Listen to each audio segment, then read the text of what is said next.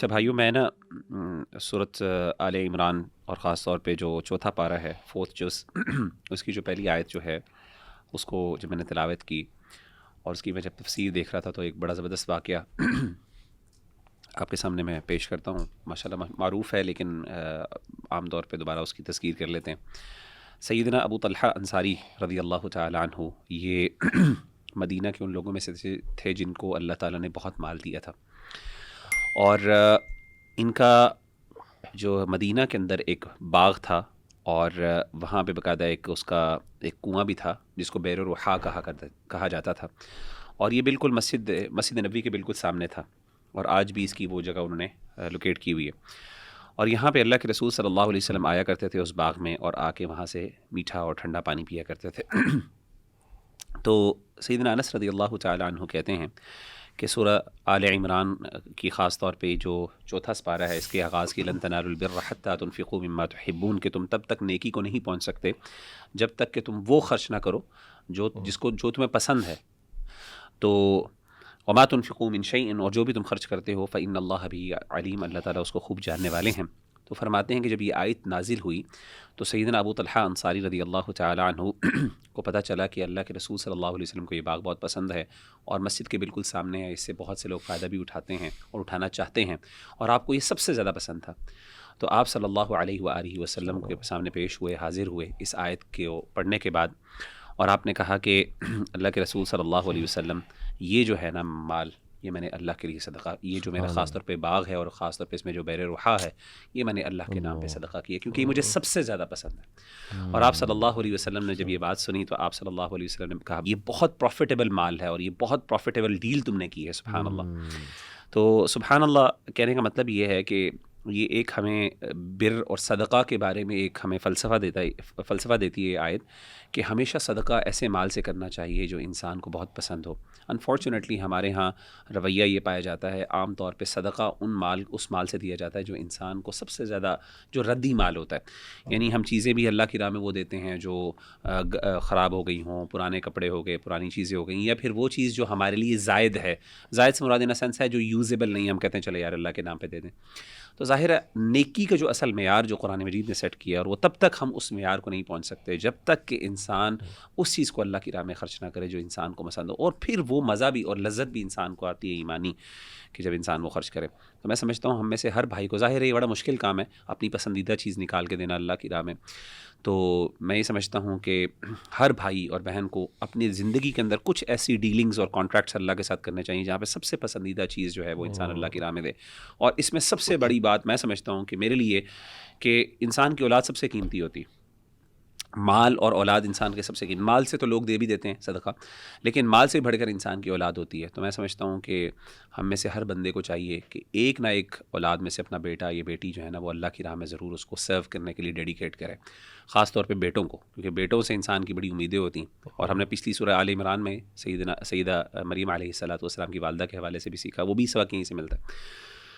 تو ہمیں نیت دعا کرنی چاہیے. میں بھی کرتا ہوں کہ انشاءاللہ اللہ تعالیٰ میں نے بھی اپنا بیٹا جو ہے ایٹ لیسٹ ایک بیٹے کو پورے اولادی سے ڈیڈیکیٹ کر دیں تو کیا ہی بات ہے، لیکن اگر ایک تو کم از کم ضرور دیں، اور اس کی نیت ہی ہو اللہ یہ تیرے لیے، تیرے دین کے لیے انشاءاللہ میں نے اس کو. لیکن آیت کے اسلوب سے ایسے لگتا ہے کہ یہ کوئی فضیلت نہیں ہے یا کوئی ایکسٹرا نہیں آپ کر رہے، اللہ تعالیٰ کہہ رہے ہیں ہرگز نہیں تم پہنچ سکتے نیکی کے لیول پہ. تو یعنی یہ بیر منیمم یعنی نیکی کا ایک لیول جو ہے نا اس کو اٹین کرنے کے لیے یہ بیر منیمم ہے. تو لیکن ہم سمجھتے ہیں کہ ہم نے بہت قبولیت تو ہو جائے گی، اس سے پہلے صدقہ اس سے پہلے بھی قبول ہو جاتا ہے، لیکن وہی بات ہے کہ جو بر ہے نا، جو کانسیپٹ آف بر ہے، اس کا معیار بیسیکلی اسٹارٹ یہاں سے ہوتا ہے جہاں سے انسان کو پسند، یعنی انسان کی محبت وہاں میں شامل ہونی چاہیے. اچھا، یہاں پہ میں بھی ایک چیز کی طرف اشارہ کروں گا جو ہمارے اساتذہ بہت ترغیب دیتے ہیں، اور وہ حج کی بات ہے. حج جو ہے یہ آپ کو ہمیں پتہ ہے کہ ہمارے 5 ارکان میں سے ایک رکن ہے، اور اس کے بارے میں اللہ تعالیٰ نے بہت دو ٹوک قسم کی بات کی ہے. یہ 2 آیات میں آپ کے سامنے رکھتا ہوں. یہ سورہ آل عمران کی آیت نمبر 96 اور 97 ہے. اللہ تعالیٰ فرماتے ہیں ان اول بیت وضع للناس للذی ببکۃ مبارکا وہدی للعالمین. اس کا ترجمہ یہ ہے کہ surely the first house of worship established for humanity is the one at Bakka, a blessed sanctuary and guide for all people. تفسیر ابن کثیر میں دیکھ رہا تھا، بکہ کا جو انہوں نے میننگ بتایا وہ بڑا انٹرسٹنگ ہے، اور وہ بکا سے ہے. وہ لکھتے ہیں امام ابن کثیر کہ بکا means it brings crying and weeping to the tyrants and arrogant meaning they cry and become humble in its vicinity. اور یہ تو چلیں ٹائرنٹس کی بات ہے نا, ہم خود دیکھتے ہیں, ہم خود بھی وہاں پہ جاتے ہیں تو وہاں پہ جا کے کیفیت اس طرح کی ہے. اور امام ابن کثیر نے لکھا ہے یہ کہ it was also said that Mecca was called Bakka because people do Bakka next to it meaning they gather around it, اور وہاں پہ ایک رکعت آمیز جو ہے وہ کیفیت ہوتی ہے. بہرحال اگلی آیت میں اللہ تعالیٰ فرماتے ہیں فیہ آیات بینات مقام ابراہیم ومن دخلہ کان آمنا. اس آیت کے اینڈ پہ اللہ تعالیٰ نے کہا, یعنی کہ وَلِلَّهِ عَلَى النَّاسِ حِجُّ الْبَيْتِ, یعنی کہ اللہ نے کہا ہے کہ یہ حق ہے کہ لوگ حج کریں, مَنِ اسْتَطَاعَ إِلَيْهِ سَبِيلًا, جو کہ یہ استطاعت رکھتا ہے جانے پہ. اللہ آیت کو اینڈ کرتے ہیں وَمَن كَفَرَ, اور جس نے انکار کیا فَإِنَّ اللَّهَ غَنِيٌّ عَنِ الْعَالَمِينَ. تو علماء کہتے ہیں کہ یہ بہت اہم آیت ہے. اسے سمجھنے کی ضرورت یہ ہے کہ اگر کوئی استطاعت رکھتا ہے, اور آف کورس استطاعت میں وہ ساری چیزیں جو کہ فقہا بتاتے ہیں, مالی استطاعت ہے اور خواتین کے لیے جو ہے وہ محرم کی استطاعت ہے, یہ اگر انسان پوری نہ کر رہا ہو حج کی استطاعت ہونے کے باوجود, تو اللہ نے اس کو کفر کہا ہے. وَمَن كَفَرَ فَإِنَّ اللَّهَ غَنِيٌّ عَنِ الْعَالَمِينَ. تو اسی لیے میں اپنے بہن بھائیوں کو ترغیب دوں گا جنہوں نے ابھی تک حج کا نہیں سوچا, کہ کم از کم وہ اپنی چلے لانگ ٹرم پلاننگ میں کچھ نہ کچھ سیونگ اور فائنینسز اس حساب سے کریں, باقی اللہ تعالیٰ برکت ڈال دیتا ہے انشاءاللہ. اس میں نا ذیشان بھائی ایک ایڈیشن بھی کرنا چاہوں گا. عام طور پہ ہمارے ہاں حج کے حوالے سے یہ رویہ ہوتا ہے کہ ہمارے نا کبھی بھی فائنینشیل پلاننگ میں وہ شامل ہی نہیں ہوتا.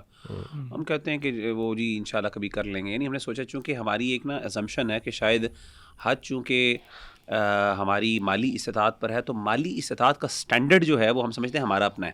جیسے ہمارے یہاں شادی کا بھی مالی سٹینڈرڈ ایک رکھا ہوا ہے کہ یار ابھی آئی نیڈ ٹو ابھی میں نے کچھ جو ہے نا اپنے آپ کو کیریئر ڈیولپ کرنا ہے. کیریئر ڈیولپمنٹ ایک ریلیٹیو ٹرم ہے بھائی, آپ سے مراد کیا.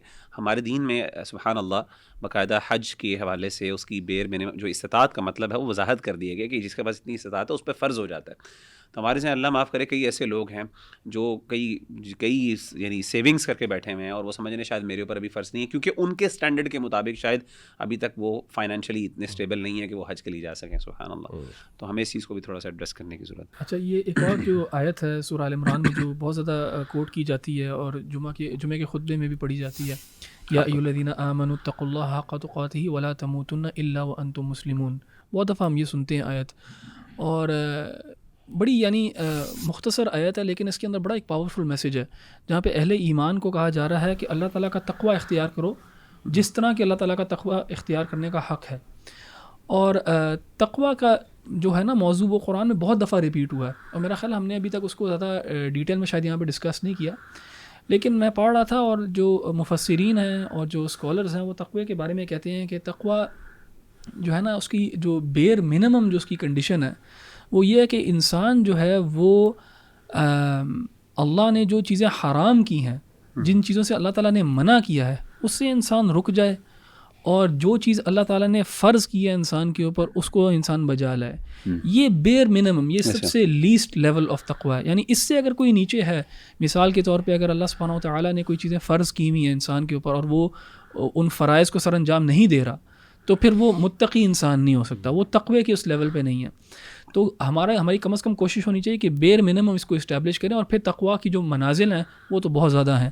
جس طرح کہ عمر بن الخطاب نے بھی کہا اور رسول اللہ صلی اللہ علیہ وسلم نے بھی مثالیں دی کہ تقوی ہے ٹھہر ٹھہر کے چلنا, دیکھ دیکھ کے چلنا, کدھر انسان قدم رکھ رہا ہے, اگر کوئی کانٹے دار جھاڑی ہے جس میں سے انسان کا گزر ہے تو اس طرح اپنے کپڑوں کو بچانا. یعنی دی آئیڈیا از کہ انسان جب بھی زندگی میں آگے چلتا ہے, جب بھی فیصلے کرتا ہے, ہی از آلویز کانشیس کہ اللہ مجھے دیکھ رہا ہے, اور اللہ مجھے دیکھ رہا ہے تو میں یہ جو ڈیسیجن لینے لگا ہوں یہ اللہ تعالیٰ کے ہاں اس ڈیسیجن کا کیا معاملہ ہے, کیا یہ چیز اللہ تعالیٰ کو پسند ہے کہ نہیں پسند. تو اور اس کے ذریعے نا انسان کو تقوی پہ اپنی پریکٹس کرنے کی ضرورت ہے. اینڈ ایک جو چیز جو بہت انسان کو مدد دیتی ہے نا تقوی کے معاملے میں, and being conscious of God, وہ ہے اللہ تعالیٰ کا ذکر کرنا.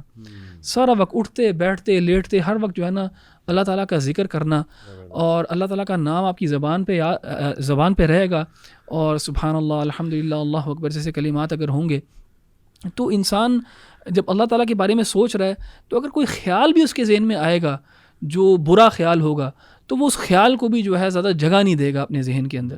اینڈ ایک اور جو میں اپنے اسٹوڈنٹس کو خاص طور پہ سکھاتا بھی ہوں اور ان کو جو نا ترغیب بھی دلاتا ہوں جس چیز کی طرف، وہ یہ ہے کہ یہ جو کلمات ہیں سبحان اللہ، الحمدللہ، اللہ اکبر، ان کو تفصیل سے سمجھنا کہ ان کا مطلب کیا ہے. بہت زیادہ لوگ ہوتے ہیں ان کو سبحان اللہ کا مطلب ہی نہیں پتہ ہوتا. تو سبحان اللہ کا کیا مطلب ہے، اور جب آپ کہہ رہے ہو یہ الفاظ تو think about what you are seeing, اور تاکہ وہ الفاظ صرف منہ سے نہ ادا ہو رہے ہوں، ان کا جو جذبہ ہے وہ ایک دل میں بھی پیدا ہو رہا ہو. الحمدللہ کا بھی جذبہ جو ہے وہ دل میں بھی پیدا ہو رہا ہو، اسی طرح اللہ اکبر کا بھی ایک جذبہ دل میں بھی پیدا ہو رہا ہو.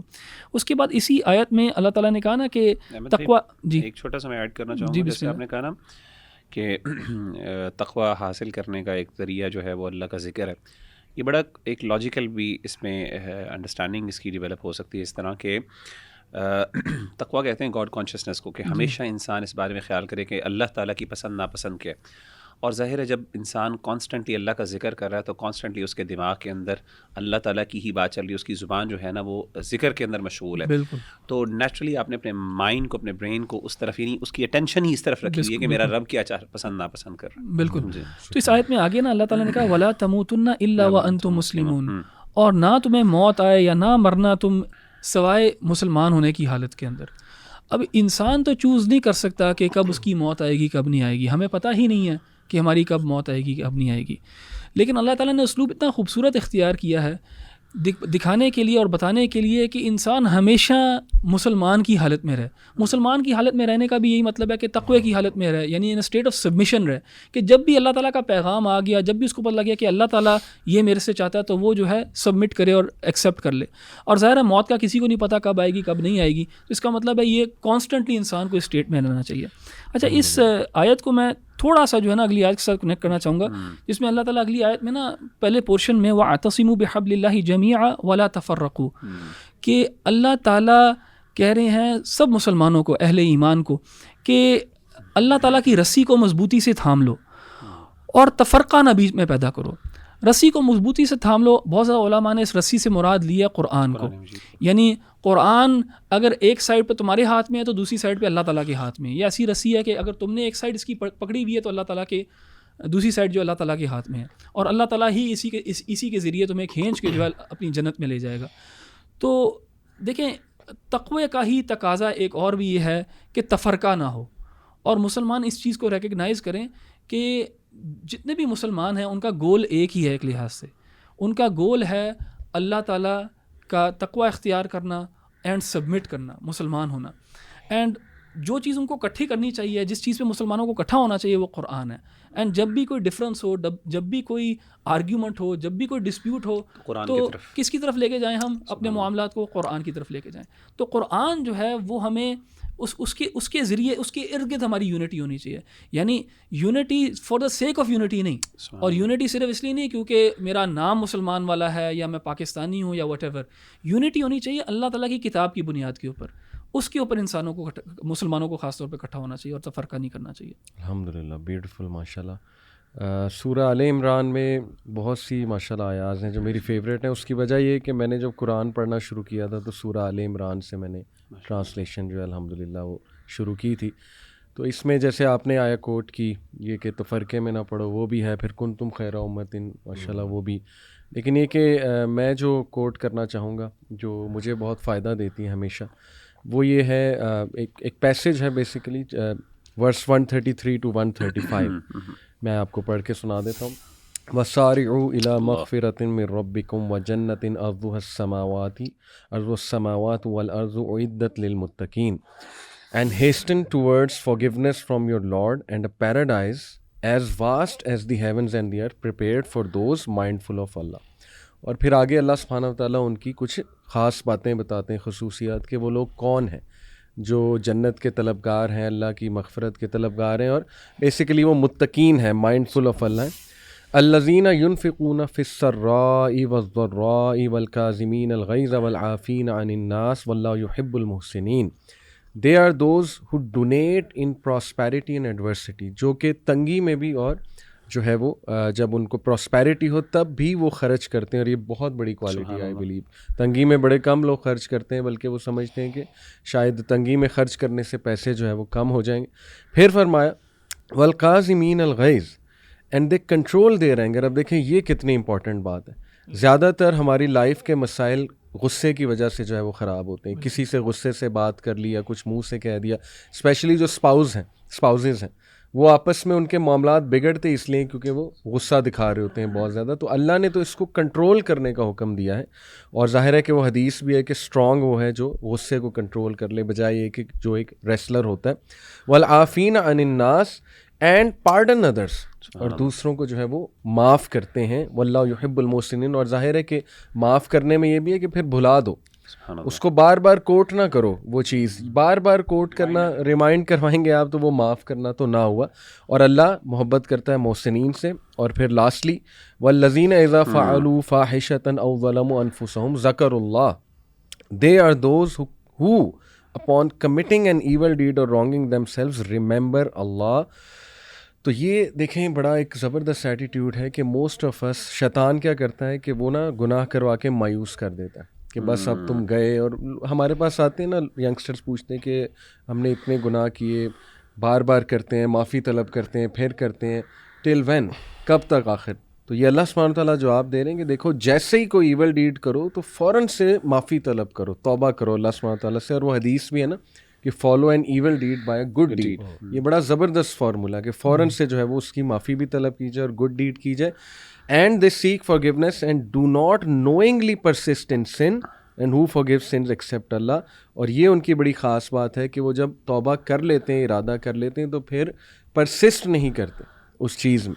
تو یہ چیز بہت امپورٹنٹ ہے ینگسٹرز کے لیے اور تمام لوگوں کے لیے کہ جب آپ کوئی گناہ چھوڑنے کی نیت کریں تو یہ نیت بھی بہت ضروری ہے کہ اس کو اب میں ریپیٹ کبھی بھی نہیں کروں گا انشاءاللہ. اور اللہ کی طرف سے میرے خیال آٹومیٹکلی اسٹرینتھ آئے گی جب آپ کی نیت جو ہے وہ یہ ہوگی. علی بھائی اس میں نا ایک اور بات جو مینشنڈ ہے نا وہ یہ ہے کہ اللہ اس چیز کا اعتراف کرتا ہے کہ انسانوں سے گناہ ہوں گے جی, اور اللہ تعالیٰ پرفیکشن نہیں ڈیمانڈ کرتا ہے انسان سے. کبھی کبھار ہم سمجھتے ہیں کہ ہم نا بالکل انسان جو ہے سنلیس ہونا چاہیے اسے, اور اللہ تعالیٰ یہی تقاضا کرتا ہے اس سے. یعنی اللہ تعالیٰ کہتا ہے کہ وہ گناہ کرتے ہیں لیکن اس کے بعد پھر توبہ بھی کرتے ہیں. اللہ اکبر, امیزنگ. میں نے مزے کی بات ہے یہی آیات جو ہے نا وہ سلیکٹ کی ہوئی تھی. اچھا تو اچھا اس میں جو میں نے نا لسٹ بنائی ہوئی تھی جو آپ نے ساری آیات پڑھ کے بتائی ہیں, یہ ٹوٹل کریکٹرسٹکس بنتے ہیں تقریباً 7. پہلا اس میں یعنی کہ اہل جنت کی یہ صفات ہیں بیسکلی. اب عام طور پہ اگر آپ کسی سے پوچھیں نا کہ اہل جنت کی کیا صفات ہیں تو وہ گنوائے گا جی وہ متقی ہوں گے, اللہ کی اطاعت کرنے والے. اللہ نے بھی کہا ان کے پاس تقویٰ ہے, وہ اللہ کی اطاعت کرتے ہیں, اللہ کے رسول کی اطاعت کرتے ہیں. وسارعوا الی مغفرہ, مغفرت کی طرف بھاگتے ہیں, انفاق کرتے ہیں, خرچ کرتے ہیں. والکاظمین الغیظ. بلکہ یہاں سے ایک بڑا مجھے مزے کا واقعہ یاد آیا. 2018 میں عمرے پہ گیا ہوا تھا. میری فطرت میں ہے مجھے غصہ نہیں آتا الحمدللہ, مجھے اس چیز پہ بڑا فخر بھی تھا. تو اللہ ٹیسٹڈ می ود دس.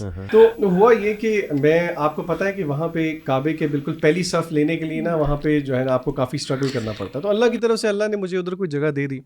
تو وہ کوئی اللہ کا بندہ جو ہے وہ اپنی کوئی چادر رکھ کے گیا تھا وہاں پہ. تو وہ آیا, وہ غصہ ہو گیا. اچھا وہ اللہ کی طرف سے اس نے مجھے تھوڑا سا پش کیا, مجھے بہت غصہ آ گیا وہاں پہ. اب میرے سامنے کعبہ اور میں خود حیران ہو رہا ہوں کہ یہ مجھے. تو میرے ساتھ ایک آئی تھنک کوئی ایجپشن تھے, وہ نا قرآن مجید کی تلاوت کر رہے تھے, اور اللہ کی طرف سے وہ جب یہ تلاوت کر رہے تھے تو وہ یہی آیات تھی. انہوں نے میرا ہاتھ پکڑ کے نا اس کا ورد کرنا شروع کر دیا, والکاظمین الغیظ والعافین عن الناس.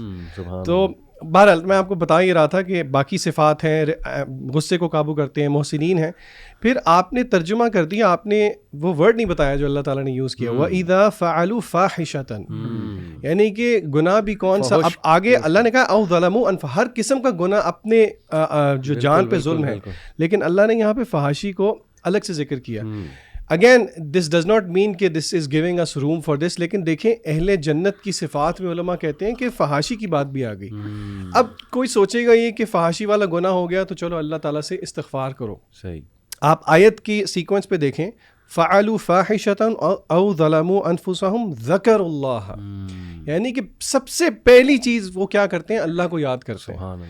اور یہ اللہ کو یاد وہی کر سکتا ہے جس کا ایک ریلیشن شپ اسٹیبلش ہو. فاستغفروا, اور پھر وہ اللہ تعالیٰ سے جو ہے اور ندامت ہو جس کو وہی یاد کرے گا. اور یہ دیکھیں نا آیت میں آگے آ گیا کہ ولم یصروا علی ما فعلوا, کہ وہ پھر اس پہ اصرار نہیں کرتے, وہم یعلمون. تو یہ بہت پروفاؤنڈ آیا. اچھا اس میں ایک ایڈ کروں گا, اس حوالے سے کچھ روایات بھی ملتی ہیں کہ جیسے کہ مصنف عبد الرزاق میں ہے کہ عندما نزلت هذه الآیہ بک الشیطان, شیطان رو پڑا اس آیت پر.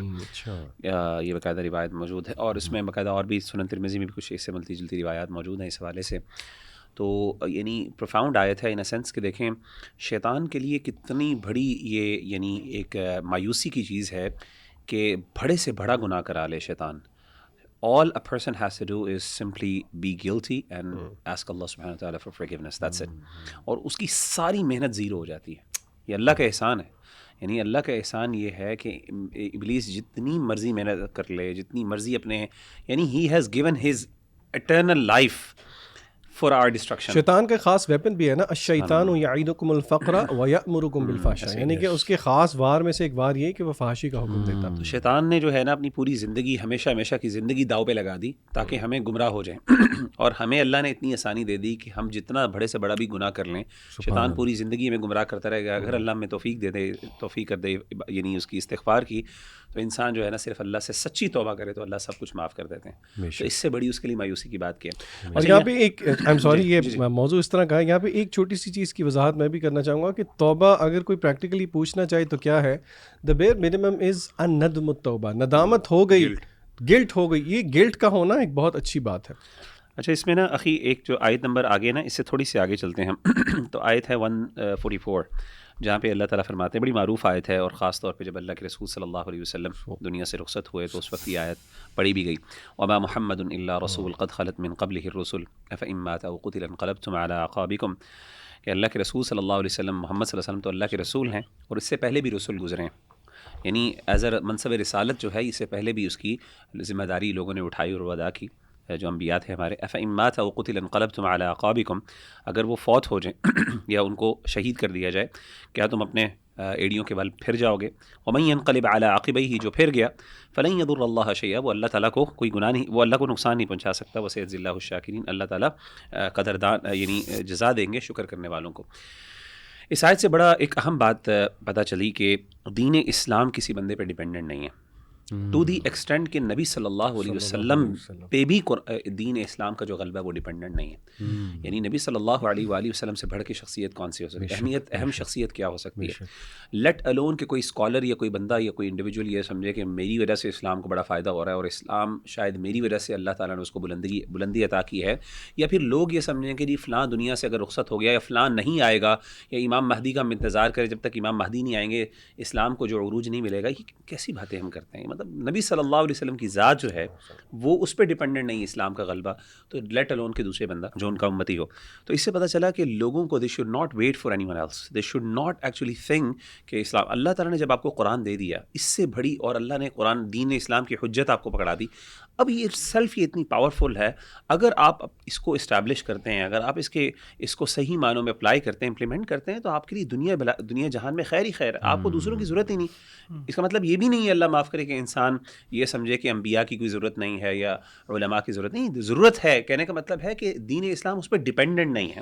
ہاں اسے خیر ہے, ان پہ بھلائی ان سے لی جائے گی, اور انہی کے تھرو ہمیں بھلائی بھی ملتی ہے, لیکن ڈیپینڈنسی صرف اللہ کی ذات پر ہے, اور قرآن مجید اللہ نے دے دیا, وہ کافی ہے ہمارے لیے, اور نبی صلی اللہ علیہ وسلم کی سنت بھی ہمارے لیے کافی ہے. Amazing point. میں ایک اور شیئر کرنا چاہوں گا, یہ ورس 164 ہے, اور اس میں ایک تو ریئلی کریکولم کیا ہونا چاہیے ایک ایجوکیشن سسٹم کا, پلس یہ بھی کہ ہمیں کیا گائیڈ لائن فالو کرنی چاہیے اگر ہم ایکسیل کرنا چاہتے ہیں دین میں. تو یہ آیت ہے جی کہ لقد من اللہ علی المؤمنین اذ بعث فیہم رسولا من انفسہم یتلو علیہم آیاتہ ویزکیہم ویعلمہم الکتاب والحکمہ وان کانوا من قبل لفی ضلال مبین. Indeed, Allah has done the believers a great favor.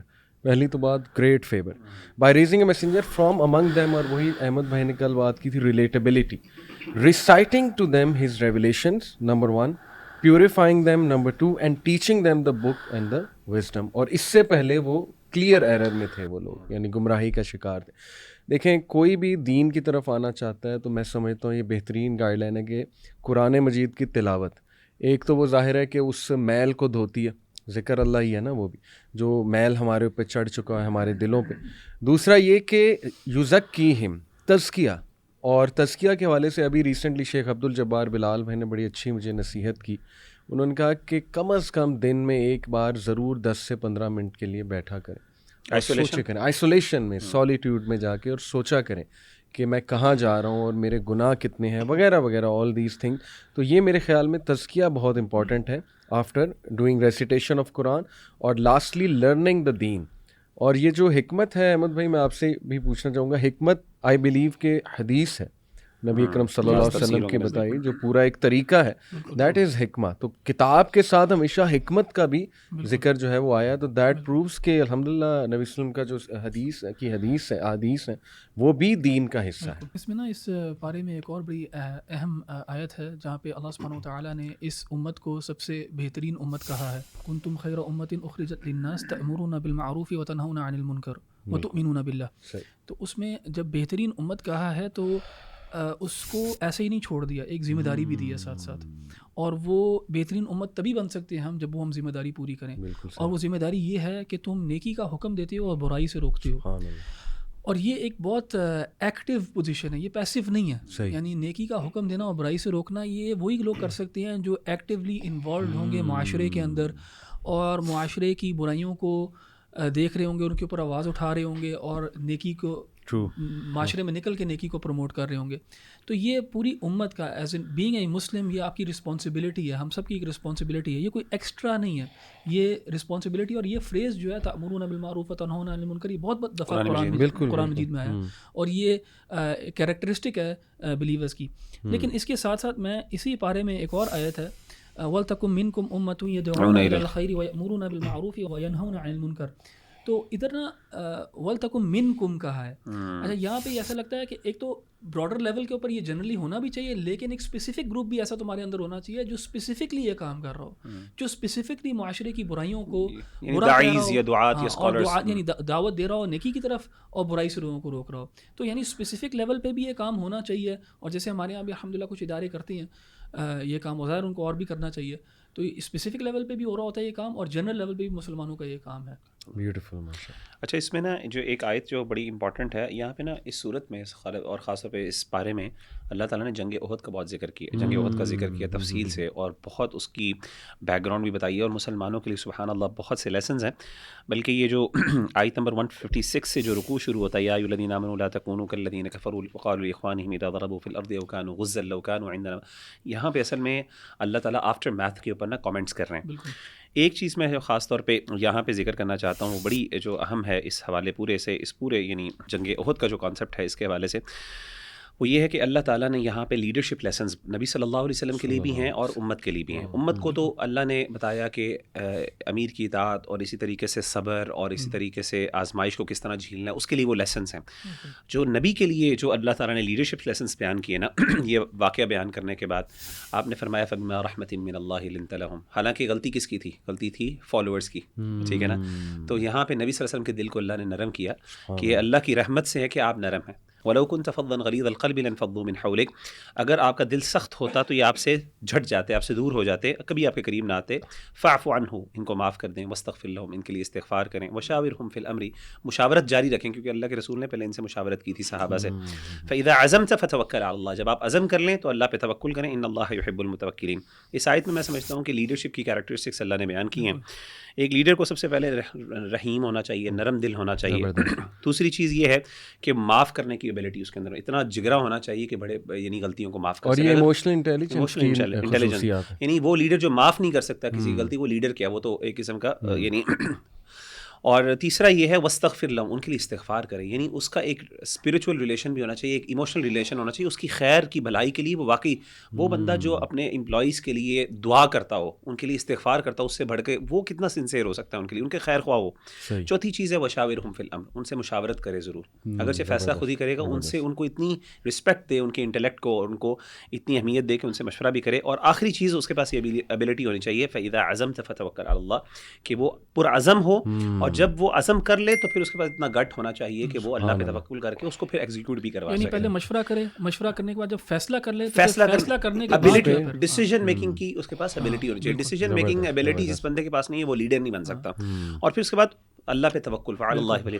میں کہتا ہوں یہ کوالٹی سبحان اللہ جیمز ہیں. اگر ایک بندہ لیڈر اپنے اندر کر لے تو یہ نبوی کوالٹیز ہیں سبحان اللہ. اصل میں توکل سے ایک اور مجھے بات یاد ہے کہ اسی سورہ کے اندر نا اللہ تعالیٰ نے کہا نا وَلَقَدْ نَصَرَكُمُ اللَّهُ بِبَدْرٍ وَأَنْتُمْ أَذِلَّةٌ, کہ اللہ تعالیٰ نے بدر میں بھی تمہاری مدد کی جب تم لوگ بہت کم تھے نمبرز کے اندر, 313 ایک جگہ اور 1000 دوسری جگہ, اور یہ بھی رمضان کے مہینے میں ہوا تھا جو بدر میں اللہ تعالیٰ نے مسلمانوں کو فتح دی. اس میں بھی بہت زیادہ ہمارے پاس لیسنز ہیں, لیکن سب سے بڑا جو لیسن ہے شاید وہ یہی ہے کہ اللہ تعالیٰ پہ مسلمانوں نے توکل کیا, نہ ہی اسباب کے اوپر, نہ ہی اپنے اسلحے کے اوپر, نہ ہی اپنے ہارسز اینڈ ان چیزوں کے اوپر بالکل بھی توکل نہیں کیا, بلکہ صرف اللہ تعالیٰ کے پہ کیا. جزاک اللہ خیر جی, بارک اللہ فیکم, سبحان اللہ.